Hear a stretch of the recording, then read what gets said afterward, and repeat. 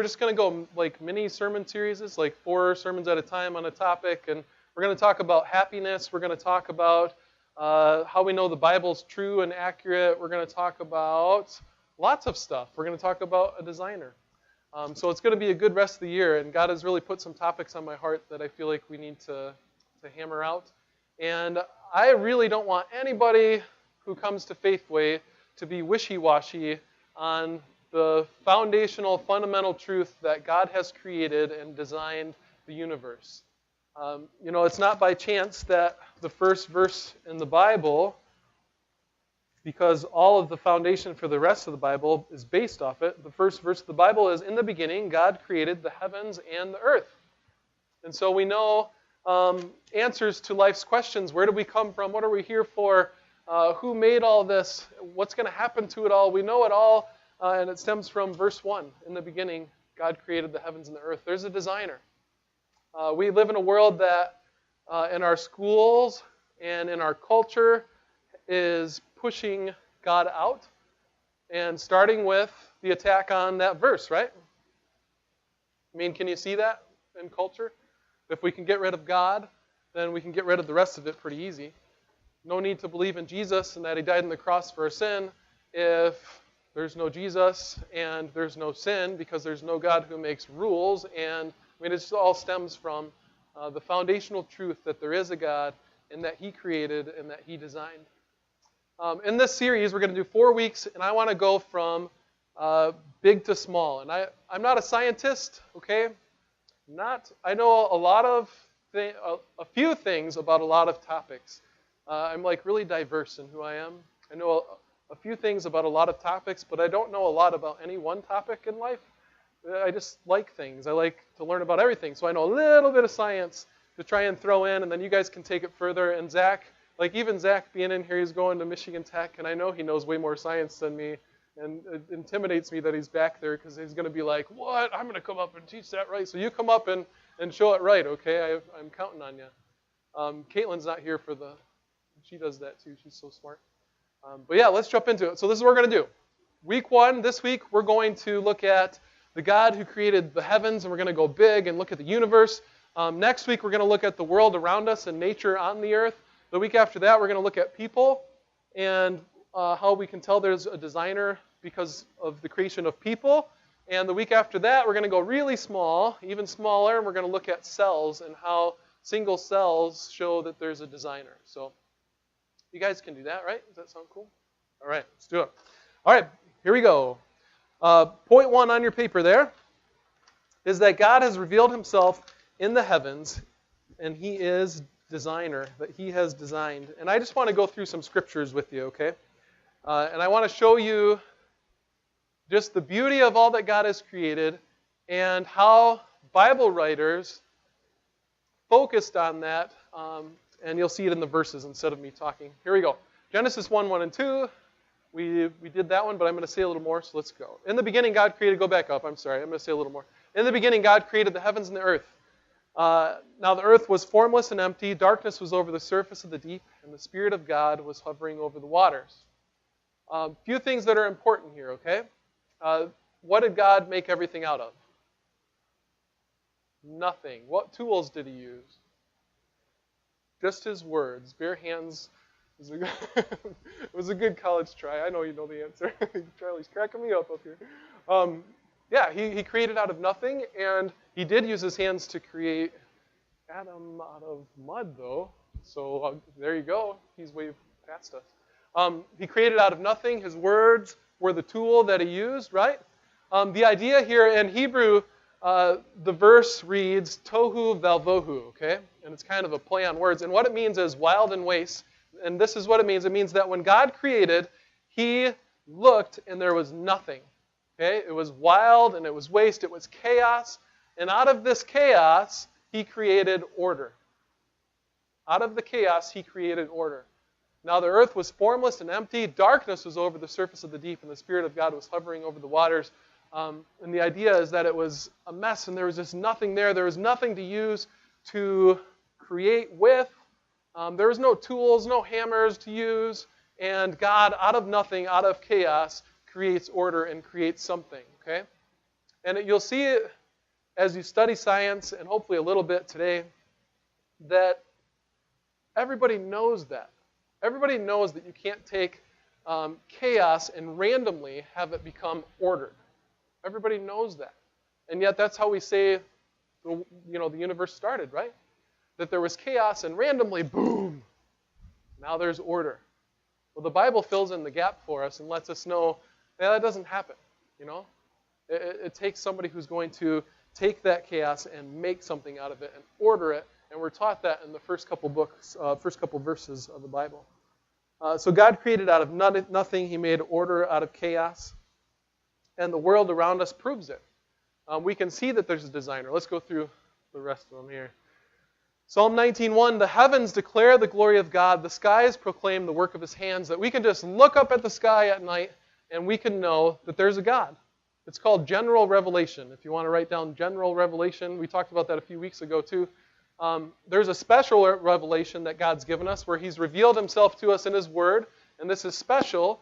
And then there's a general revelation where we can look outside and somebody who has heard about Jesus from the Bible and somebody who hasn't, they can look and they can tell, hey, there must be somebody that made this, because look how amazing it is. It couldn't have just happened by chance. The heavens declare the glory of God. The skies proclaim the work of his hands. Romans 1:20 says, for since the creation of the world, God's invisible qualities, because God is invisible, right? But we see his qualities shown in nature, his eternal power and divine nature have been clearly seen. Even though we worship and we serve and we have faith in a God who is invisible to us right now, he is clearly seen, being understood from what he has made, so that people are without excuse. It's like walking through Chicago, which I've been through 4 times this year already, by the way. Life is a little crazy. Walking through Chicago and look up at skyscrapers. Does anybody walk through Chicago and look up at skyscrapers and think, nobody designed those? I mean, they're so tall. How did they not just go bloop? It's crazy. They're so tall. And I just think, I've never gone to the top of one because I'm a chicken and I don't like heights. Even though I'm really tall, you'd think that, I don't know how that works. But you just don't walk through it and think, oh, there's no architect that designed that. That's just by chance. It's clearly seen, right? And it's clearly seen in creation that there's a God. There has to be somebody who designed it. Next one, what do we got here? And here going specifically now to the heavens, okay? Genesis 1:14 to 19. And God said, let there be lights in the vault of the sky to separate the day from night, and let them serve as signs to mark sacred times and days and years. So even from the beginning, God intended that the lights that he made in the sky, stars, moons, would be used for calendar, right? And to mark special days and years. And let them be lights in the vault of the sky to give light on the earth. And it was so. And God made 2 great lights, the greater light to govern the day, and the lesser light to govern the night, the sun and the moon. He also made the stars. And God set them in the vault of the sky to give light on the earth, to govern the day and the night, and separate light from darkness. And God saw that it was good, and there was evening and there was morning, the 4th day. So it was the 4th day that God created the things that we see in the heavens. And we would assume that includes all the galaxies and all the planets and all that kind of thing. What's our next slide? Oh, that's a good one. We might need the lights off for that. We're going to need lights off a lot today, real quick. So here's a picture of me. And I don't have it on here because it's me. I have it on here because of what my brother-in-law, who's a photographer, caught in the background. So I had to sit on this dock in northern Minnesota. We were out there fishing and canoeing and all that stuff. And he says, sit on the dock and don't move for 3 minutes. I was like, okay. But he meant like don't move at all. So I was like sitting in that. Because if I would have moved, see how the grass moved because of the wind? So I was always proud of myself for not moving. I mean, if that was an Olympic sport and it was 3 minutes long, gold medal. But it was probably the night that I can remember most viewing the stars and just how bright they are. The further you get away from light in the city, the stars become brighter and brighter, of course. And he caught the Big Dipper right over my head there. And that's probably a night that I was most awestruck over how awesome God's creation is in the heavens. And here's another one. This next one is from Round Island, which is, if you go by ferry to Mackinac, you pass Round Island. And we laid out in hammocks all night and spent the night out there. and just looking up at the stars, and that's actually the moon, but it's overexposed. And I don't know what that green-blue thing is up there, but I'm going to say a comet, because it'd be cool, right? See that comet up there? Yeah, I don't know. But you guys all have a time where you have looked up at the sky and you have thought, wow, right? I would think. If you haven't, then go somewhere dark when it's a clear day, clear night, and check out the stars and just fall in love with God all over again, because somebody had to make it, right? He clearly shows that there's a designer. God has revealed himself in the heavens that he designed. A few more verses here for you. Psalm 8, 3 and 4. And this is the idea of taking time to meditate on it. Like we're driving in the car at night. Oh, there's some stars. Oh, I think I see the Big Dipper, kids. Can you see the little bears running around up there in the sky? What bears, Daddy? Those are just dots. Like you've had that conversation, right? But the psalmist is telling us to take time to consider it, right? To not be so busy and so flippant, but to get yourself alone and check out the sky, and your heart will be filled up with faith because you know that it's not there by chance. It's a faith builder. When I consider your heavens, the work of your fingers, the moon and the stars which you have set in place, what is mankind that you are mindful of them? Human beings that you care for them. This is so big. How can God care about me when he's designed such amazing things? And the psalmist is just lost in the love that God has for him.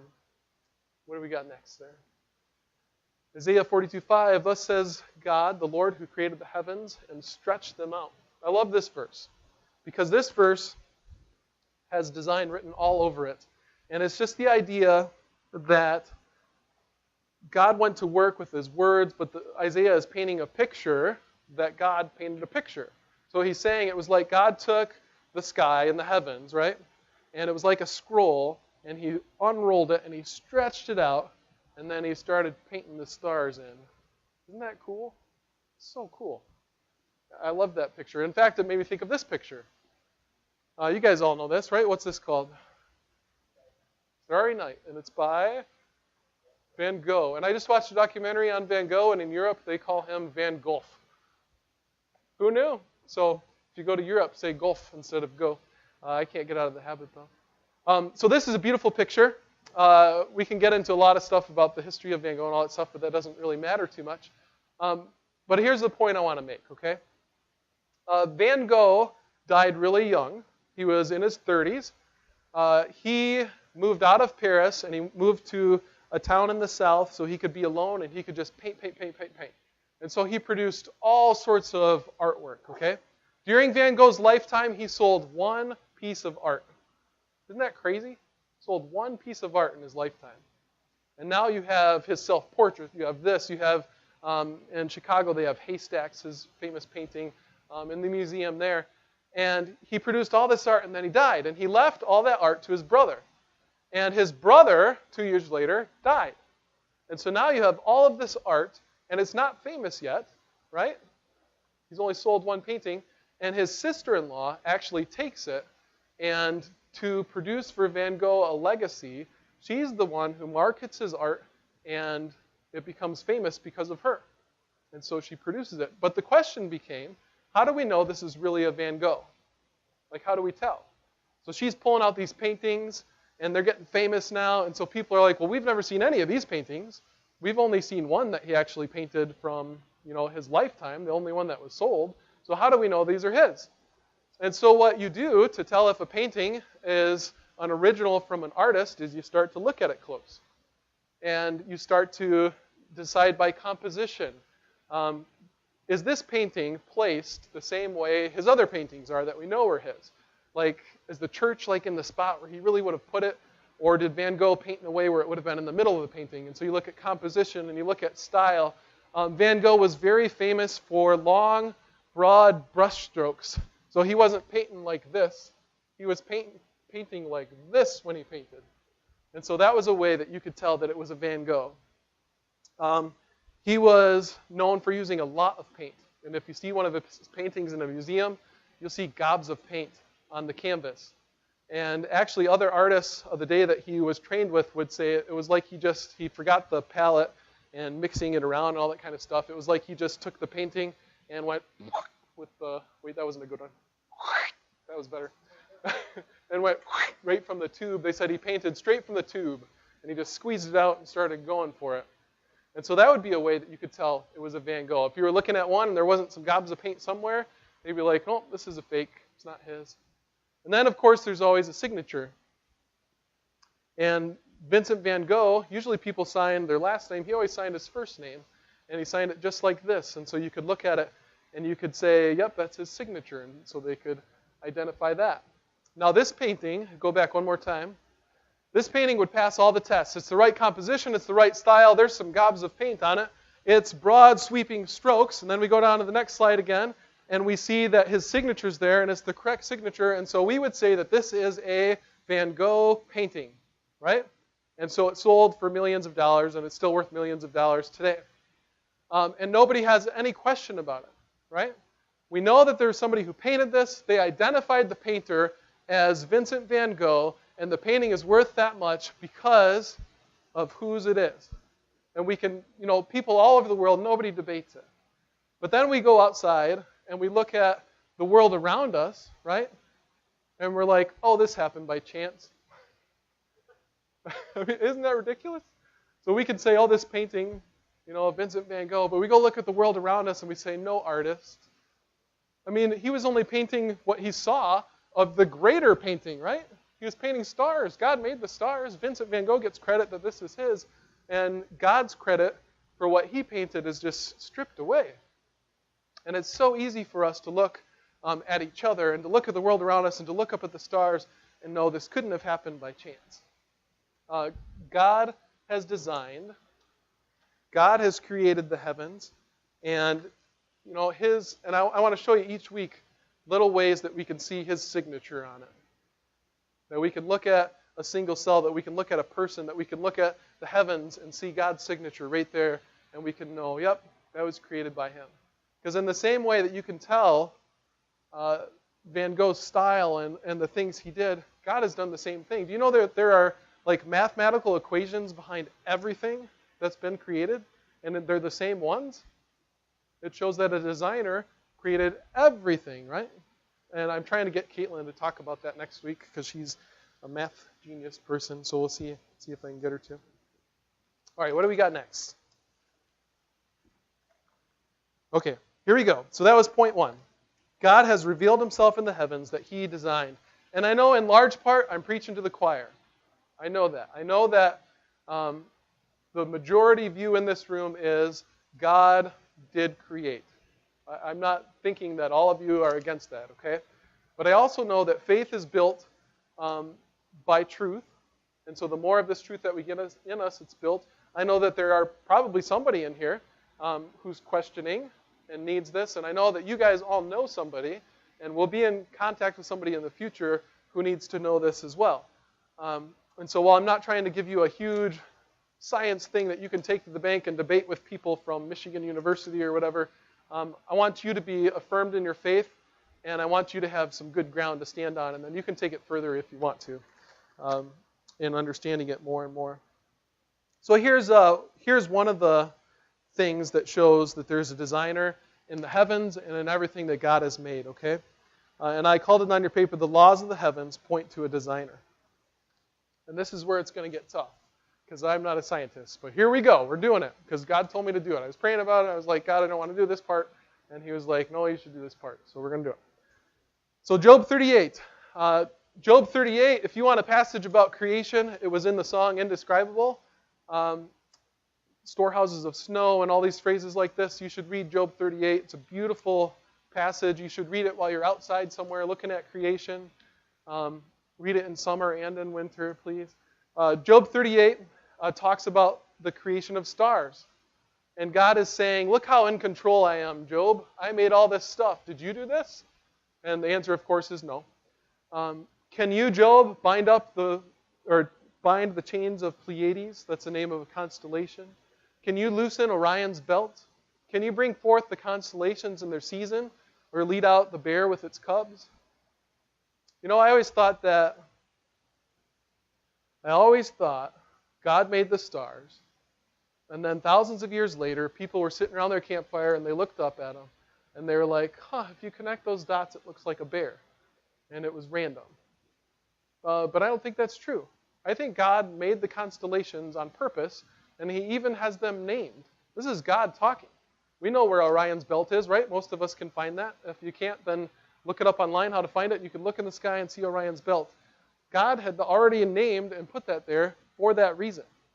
Ursa Major and Ursa Minor. Can you bring forth the constellations in their seasons, or lead out the bear with its cubs? He's talking about that constellation. Do you know the laws of the heavens? Can you set up God's dominion over the earth? So I want to talk to you a little bit about the laws of the heavens, okay? Because there are universal laws like this one. We can have the light back on probably if you want. Here's something I can drop. I was going to grab the cake. I thought that would be bad.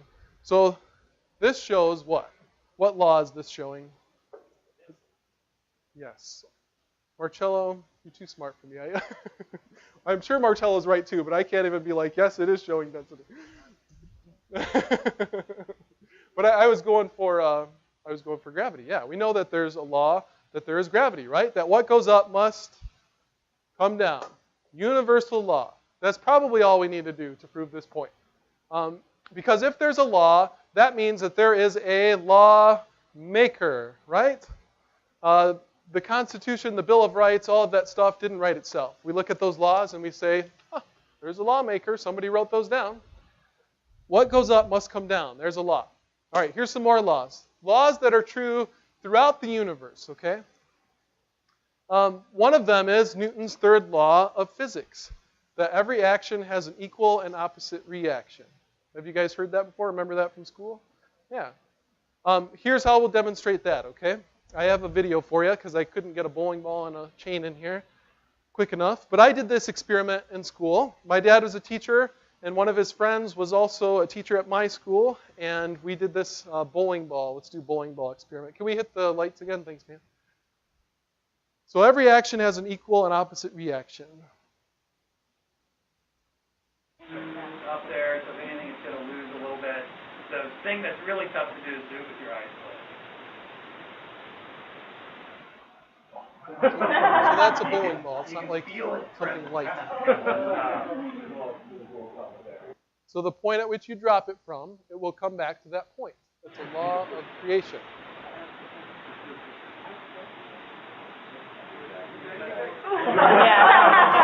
You can see him trying to go forward. I think he was okay.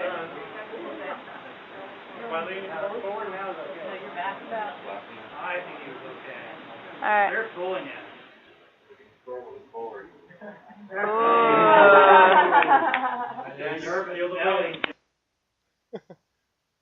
So if you have somebody who has never been taught that law, or a kid who's never heard of anything like that, they're for sure going to move back, right? Because you're going to see this bowling ball swinging at you. You know it's going to give you a fat lip, so you're going to move. But Newton's third law states that every action has an equal and opposite reaction, so it'll always go from this point and swing out and come back unless it's acted upon by something else. So if Marcello was on the other side and wanted to be funny and he pushed on it, then it would smack me in the face, right? But Newton's third law of physics, every action has an equal and opposite reaction, true for stars and solar systems and things on Earth, true everywhere, okay? All right, let's do a couple more. Next slide, please, sir. I don't even know what's going to be on it. Let's do slide. Thanks, sorry. All right, here's another one. This is the first, we're going to do first and second law of thermodynamics, okay? And I'm going to talk about it, and I'm going to make a simple point, so don't get scared, okay? First law of thermodynamics states that when heat is added to a system, some of that energy stays in the system and some leaves the system.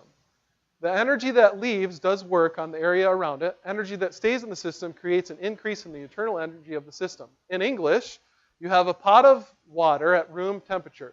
You add some heat to the system. First, the temperature and energy of the water increase because it's being acted upon. And second, the system releases some energy and it works on the environment. Maybe, is that heating? The air around the water, making the air rise. William Kelvin came up with this first law of thermodynamics with other people, okay?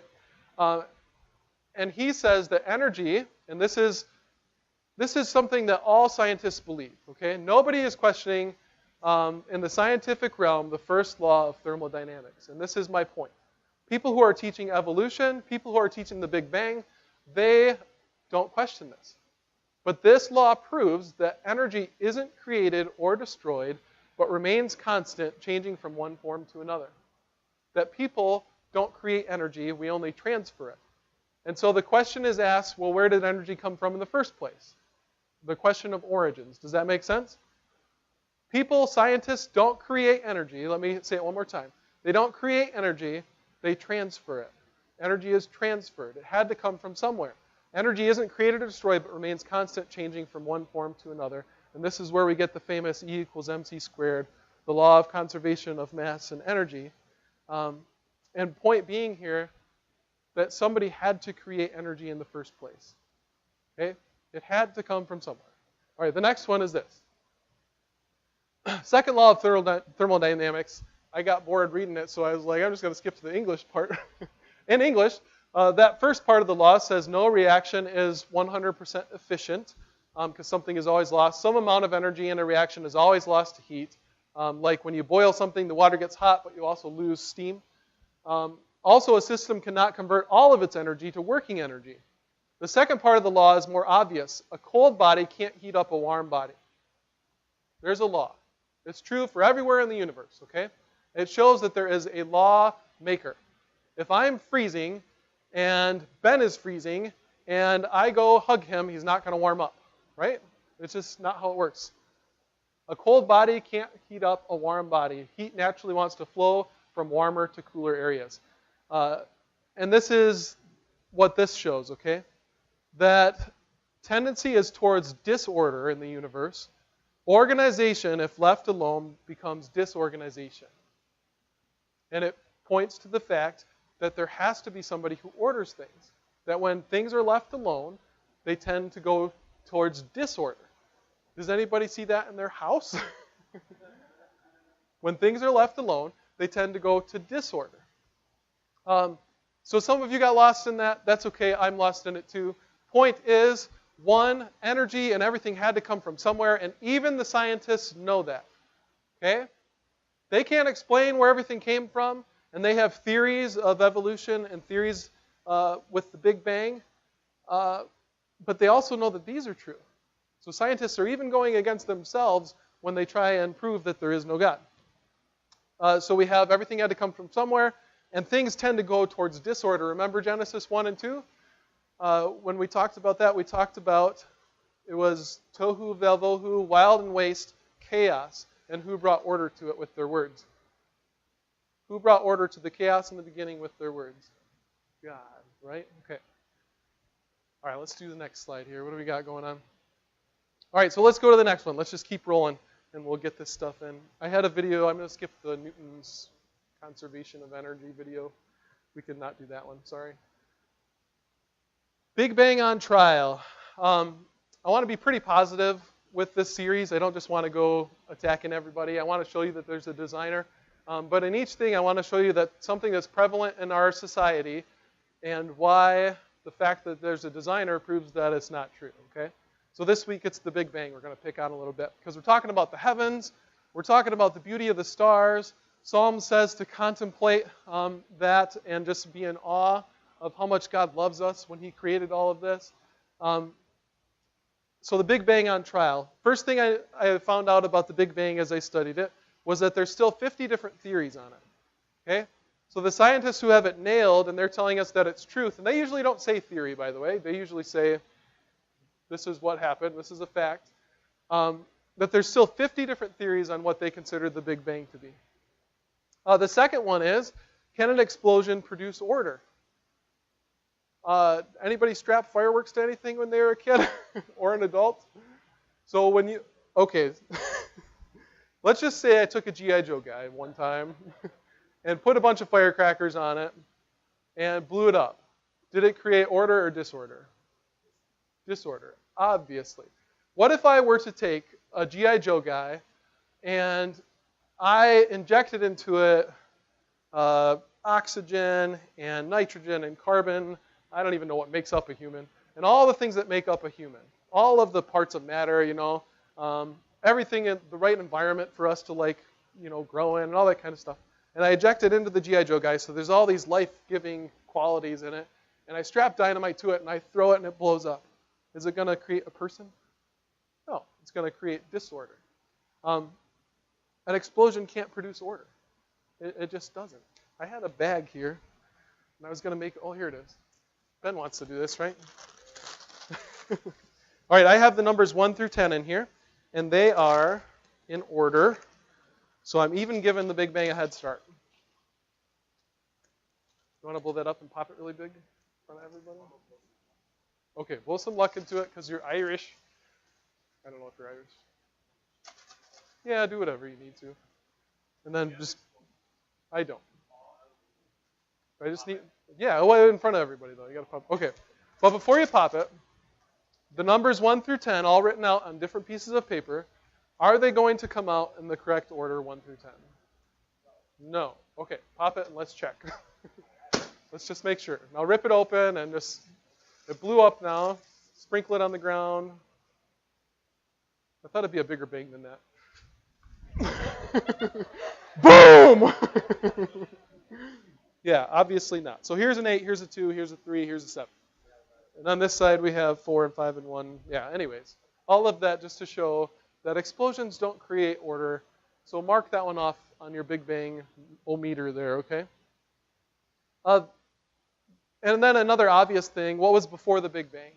Because the Big Bang would tell us that all of the matter needed to create the universe was becoming more and more dense, right?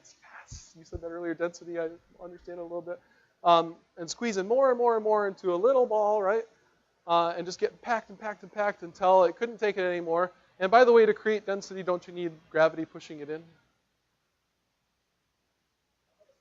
Okay, close enough? Okay. So there's force already in the universe, right? Keep tracking with me. It's going to be okay. So there was force already in the universe, and it just packed and packed and packed, and then boom. So where did the particles come from that got packed in? There's a question. Did the Big Bang start everything? Well, no. Even if we believe the theory of the Big Bang, we would still have to say, well, where did all the particles, where did the force acting upon it so it could explode come from? Where did the space come from that the particles were in so it could explode in space? Like, where did those things come from? And those questions aren't talked about or answered. Yeah. So Big Bang on trial. I mean, I'm not a scientist, and I'm sure if I stood with somebody who was, the debate would go a really long time. But really, I think we defeat it in like 3 minutes, don't we? It's so easy. I don't know. Like, if Van Gogh puts all of his paintings, paint in a bag, and the canvas over there, and dynamite on it, and throws it, boom, it's not going to make Starry Night, right? Like, there was design. Yeah. How many ways can we show that there's design? So there are laws that point to a lawmaker. Newton's law, the laws of thermodynamics. Listen to what Kelvin says, who worked on the law of thermodynamics. He says that creation came from a living, infinite, loving, intelligent God, and that laws point to a lawmaker. Bye, Marcello. See you, buddy. So we have that point, that laws point to a lawmaker. We have the point that the Big Bang could not have designed all this, obviously. Explosions do not create order. And there's a clashing of worldviews here, and I want you to see this, okay? And then we're going to go like 8 more minutes, okay? Because we started late because of the party, and this got tagged by our gangsta kids. All right, here we go. Let's do next slide. There's a chart somewhere on there. So I want us to take the 2 different viewpoints. There's a designer, there's not a designer. Creation started everything. Genesis 1 and 2, God created order out of disorder. Big Bang. Man came from God's creation. Man came from evolution, okay? So we have all those things in here and the pot going. So here's the worldview that it creates. How do people see the world?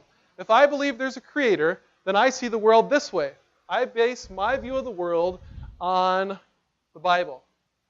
Okay, let me give you an example.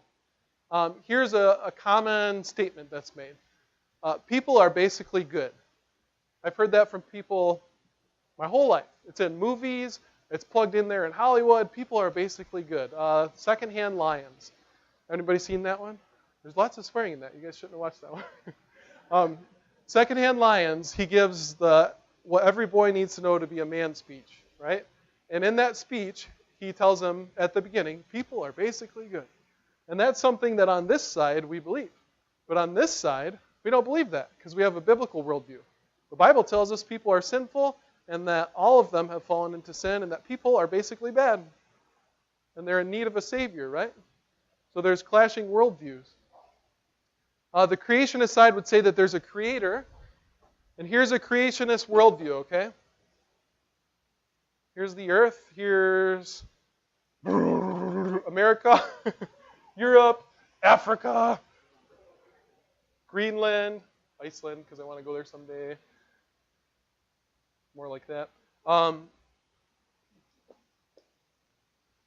This is a Christian worldview. That God has created this. He's created us. Look at the hope that's here. That's an arrow. Look at the hope that's here. That if stuff goes bad here, there's something bigger and better outside of it that can help us. We can send Jesus, right? Well, wait here. All right, geography. That this God can send Jesus to die for our sin because we have a problem, right? That when stuff isn't going our way, when we lose a loved one, when we have sickness, that we can look to something bigger than the world and anything in the world for help and for love and for comfort. Now the other side is this. There's the earth again. And there's still people on it, of course. It's just a different worldview now. And there's no God up here. And so now we're looking towards, some people believe, the ancient people believed that the clouds were a god. And they believed that the trees had a god in them and that kind of a thing. So we could go with that. Also, we believe that there's doctors and there's people who are helpful and all that kind of stuff. So here's a doctor with a doctor hat on. I don't know. But where do these people turn to in this worldview? When they believe an evolutionist, Big Bang Theory, we've gotten rid of God worldview, where do they turn to for help? Well, they're turning to this person or this self-help book or to a God that they've created and they worship. And do you see how there's just no help to be had? That it's all created things? There's no God on the outside who has created and who loves and can be turned to. See the difference? So when we work with people who don't believe that there's a God who created, we're working with people who don't have any hope. All of their hope is based on what's happening in here. All of our hope is grounded and firm out here, no matter what happens here. Pretty cool, right? And we have that worldview because we base it on the Bible, which is true, because we know that there's a creator, there's outside intelligence that designed. We know there's absolute truth because he's taught it to us in his word, and he deserves to be the one who makes the truth because he's the one who made us, right? And he knows how to perfectly make our lives the way they should be, and so he says, do this, don't do this. I created you, and this is how you're going to live. And we have accountability. Hey, I messed up, and God's going to say, well, you need to go through this hardship or this trial or this punishment, or there's going to be this consequence so that we can fix it and put you on the right track, just like a parent does. Good job here. There's a reward for you in heaven. There's accountability. You see that? Now, the other side, everything is based on man's ideas, nowhere to turn to. It's an internal process. We observe things. Here's the scientific theory. We observe things. Well, where did we come from? We make guesses on it. Probably a Big Bang hypothesis. Probably a Big Bang. And then we test that theory as best we can, and then it becomes a law. And what we see evolutionists doing is making laws out of things that aren't passing the test. And if you go through the history of evolution and you look at, this is for a different week, it doesn't pass the test. Anyway. Truth is relative over here. It's not absolute and grounded. It's relative.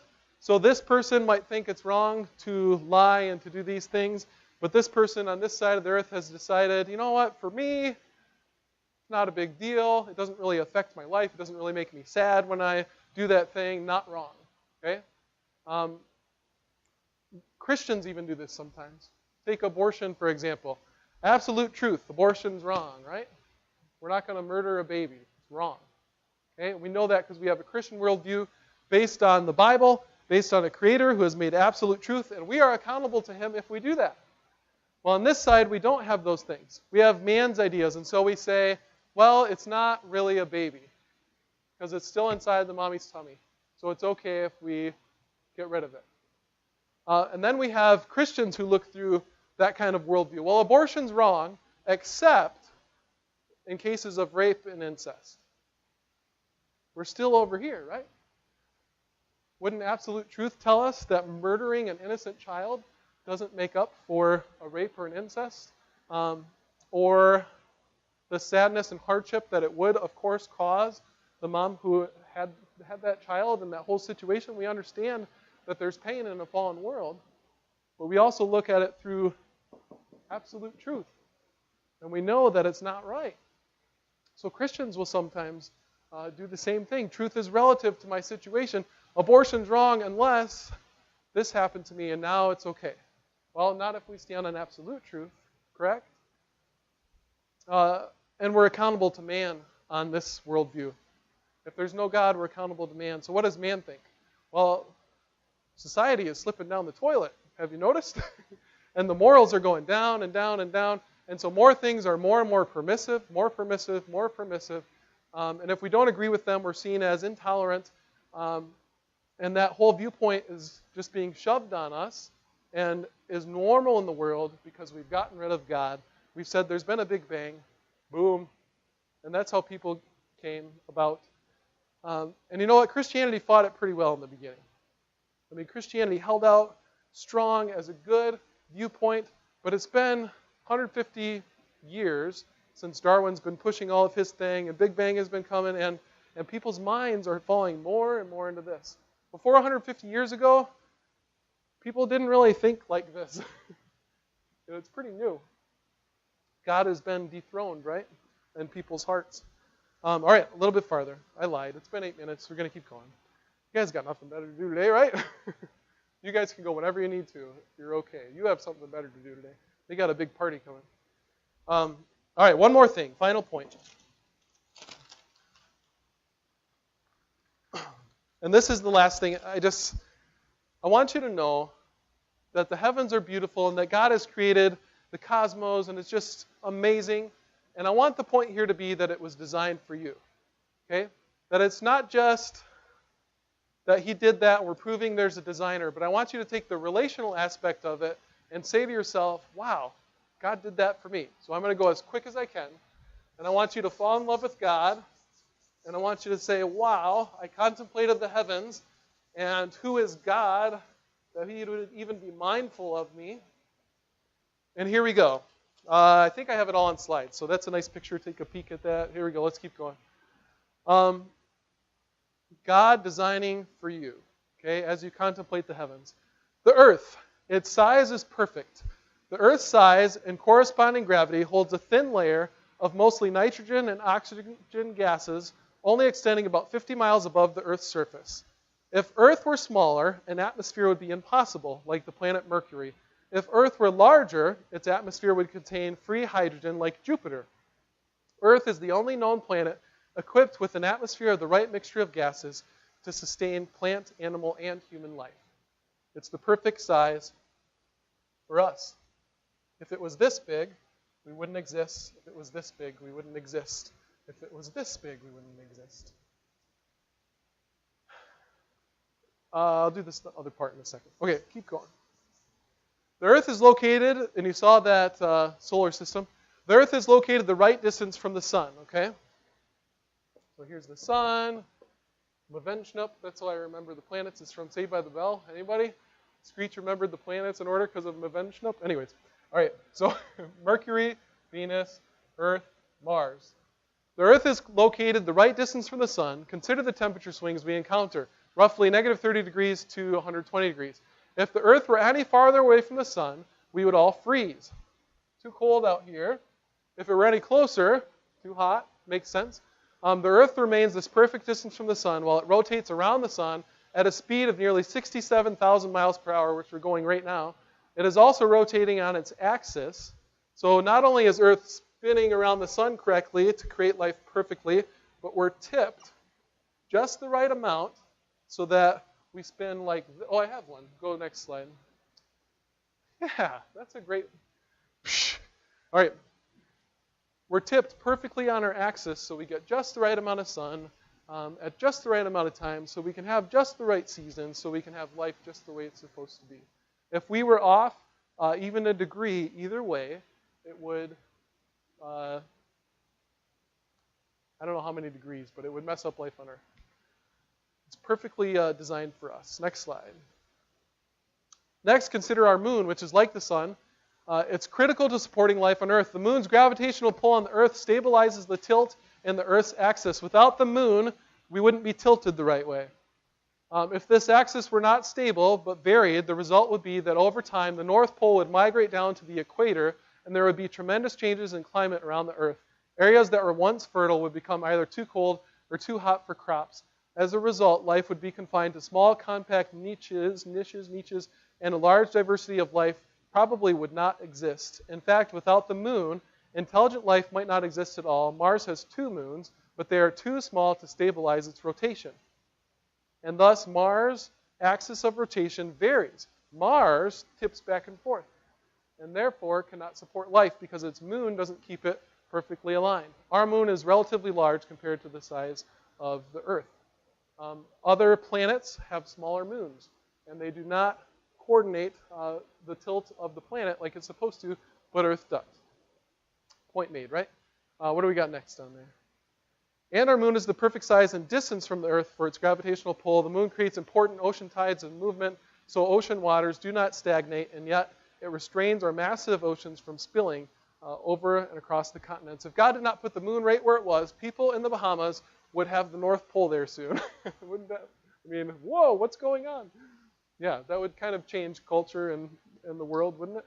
And we would be like, well, everybody says the Earth's going to flood anyways, but with global warming. But yeah, you know. Okay, what do we got next? Earth's atmosphere. Let's do this one. That's about it. God just perfectly created our atmosphere to sustain life also. Think of these as like dials on like the machine that, you know, like in your car. More air conditioning, more heat, right? More quiet from the kids. Maybe not. We have the perfect amount of gases in our atmosphere to sustain life, okay? Oxygen is at 21% in our atmosphere. If it was churned, we would not have life here. It's just true. Nitrogen, 78%. If it was churned, we would not have life here. It's as if somebody designed the Earth perfectly for us and adjusted the dials just to the right point where we could live here. Pretty awesome, right? Everything about where we live, everything about science points to a designer. Next one. Earth's atmosphere. Venus, Earth, Mars. Earth is the only one correctly dialed in for life. Look at the huge differences. I'm pretty sure carbon dioxide kills us, right? Yeah, that's what we breathe out, right? Okay. I'm not a scientist. 96.5%. And these are the planets closest to us that we have hopes that one day will colonize in all our science fiction things, you know. And 95% on that side too. I mean, they're not even close to being designed to sustain life. But Earth is dialed in just where it's supposed to be. What's next? Got anything else? This is the last slide, I'm pretty sure. Isaiah 45:18. For this is what the Lord says. He who created the heavens, He is God. He fashioned and made the earth. He founded it. He did not create it to be empty, but formed it to be inhabited. Isn't that beautiful? He did not create it to be empty. He dialed it in perfect. He tilted it perfect. He put the moon there to keep it where it's supposed to be. We go 67,000 miles an hour around the sun at the perfect distance. We don't go 1 million miles per hour at the wrong distance. Everything's dialed in perfectly because He formed it to be inhabited by the people that He will love forever. I'm going to put a video online for you. I was going to show it today, but just too much stuff going on today. And it's going to be on our Facebook page, and I'll probably email it too, but you can check out FaithWay's Facebook page. And it's called The Awe Factor of God, and it just shows God's love for this little planet that he created. In all of the cosmos, he's focused his love on us.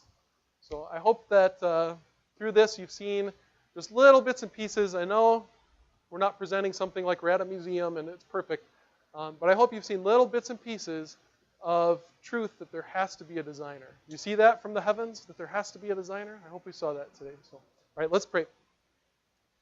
God, we thank you for designing us. We thank you for creating us. Thank you that we can look up at the stars and just contemplate how amazing you are. We thank you that you ordered everything perfectly so we could be here. Help us to get rid of any ideas that go against your word. Help us to just, Satan blocks our eyes sometimes, God, and we look at things that are so obviously not true, and we think, oh, that could be true. The Big Bang, so many people believe that. So many people believe evolution. And just looking at it so quickly today, I mean, we can just tell that there's no weight to it, even from the simplest of arguments. And we just pray, God, that you would help our world, help Plainwell, help our church to realize that explosions do not create order, that you, God, create order. Help us to just get rid of the desire to want to dethrone you and say, you know, there is no God, so that we don't have to be accountable to you. You are there. You did create us. We are accountable to you, and we love you. We thank you for loving us. In Christ's name we pray all these things. Amen. Awesome. Hey, thanks, guys. Thanks for listening.